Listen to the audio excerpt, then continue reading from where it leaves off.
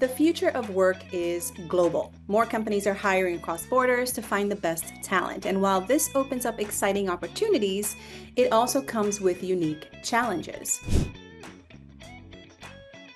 We've already got a lot of kind of software engineers in India, for instance, and we took the decision to, hey, actually, we want to double down our software engineering and hire 20 more engineers in India. So we could have just said, okay, well, let's just post these jobs. Let's kind of go to the activation piece. But actually, where we started was the awareness and consideration. We got online. We didn't just rely on our brand. We got online. We reached out to a ton of people, created an online event, invited 50, 60% like sourced candidates. And then from that, we've already got 10 offers coming through. So really driving that exceptional candidate experience, getting all of your team super aligned, etc., etc.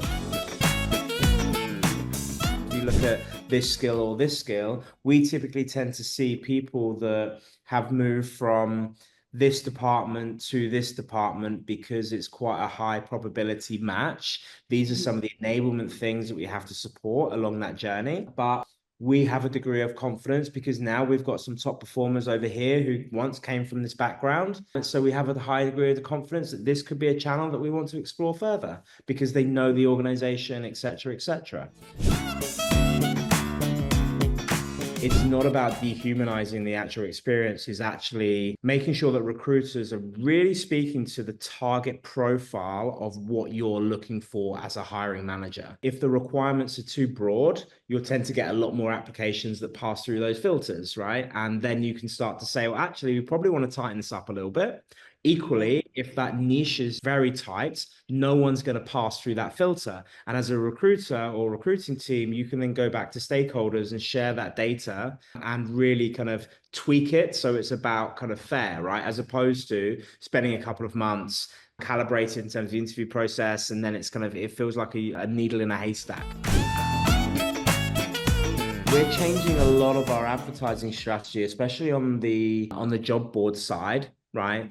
To try and drive for the top of funnel. But yeah, being very intentional about where you actually want to go, not just kind of be open to it and see what comes in, because the chances are the things aren't going to come in because you haven't got your employer brand. There's no awareness or activation kind of work. So it's, you're still going to only be present in the markets that you're already present where your brand is. So you need to do a lot of work on your brand as well, not just trying to get the applications coming in from day one. There's a lot of consideration. It's the remote world isn't for everyone. It's like it's quite hard to manage. I've got a team of like 70 odd people and it's quite hard to manage all of the time, right? But you really have to be very intentional with connecting with folks, getting to know people, not just sending the Slack message of, hey, I need something, right? How are you? I need something. I'm really over-indexing on that. But again, you also work at a lot of different organizations that are global by nature. You have to connect. You have to be on video calls anyway. If you're working with, one country or another country, you've got colleagues in different offices anyway. So, but it's just being able to feel the rhythm that works for you and your organization.